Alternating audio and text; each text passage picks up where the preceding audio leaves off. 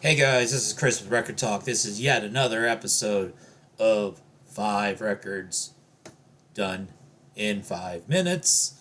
And the year we're going to tackle today is the year 1969. So at first I was thinking about showing that Bryan Adams song, The Summer of 69, but it turns out that record wasn't actually released until sometime in the 1980s.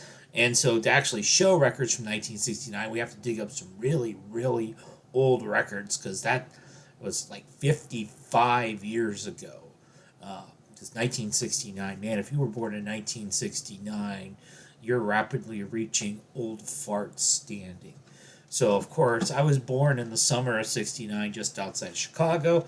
So let's look at some Chicago blues. We got, of course, Muddy Waters with Father and Sons.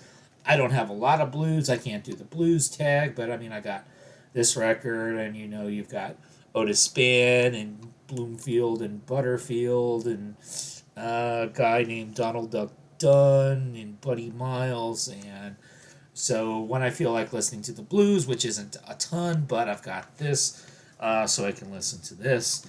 Then, of course, we also need the Stooges, and of course, I have possibly the douchiest version of the Stooges, the Vinyl Me Please version. And look, Sean, I even have the hype sticker saved because I am that much of a goober, and I've got the Vinyl Me Please Obi, and it's the John Cale mix. And of course, they refer to it as the original punk album, of course.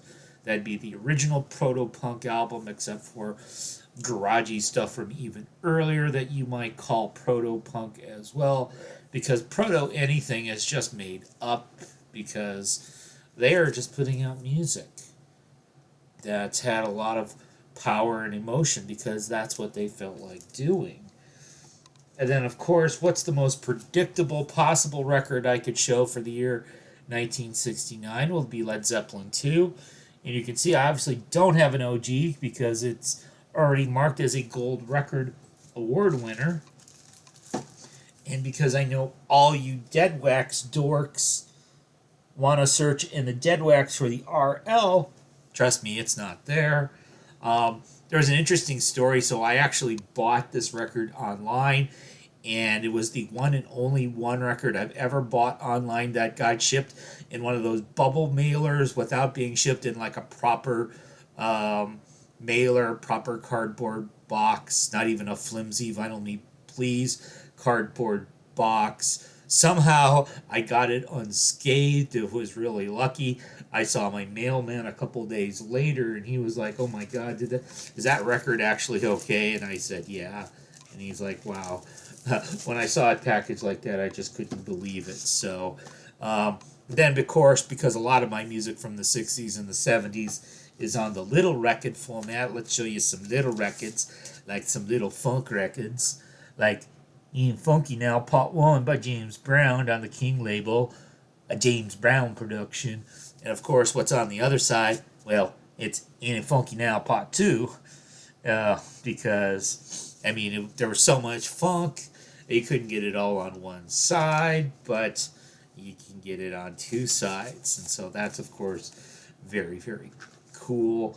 And then what else came out in 1969? Well, there was classic country going on at that time period. And so I've got some classic country by the classic country couple, Johnny Cash and June Carter. So you see it's Columbia Records. We've got it looks like the OG company sleeve with it. I don't have the company sleeve or anything for my James Brown, but see, we got If I Were a Carpenter, and we got a song called Cause I Love You on the other side. And let's see, from a record called Hello, I'm Johnny Cash, because this was probably, I think this was a year after the Folsom Prison record came out. And obviously, everybody loves Johnny and June. So there you go. 5 records, 5 minutes. Some of it came from the summer of 69 or other time periods in 1969.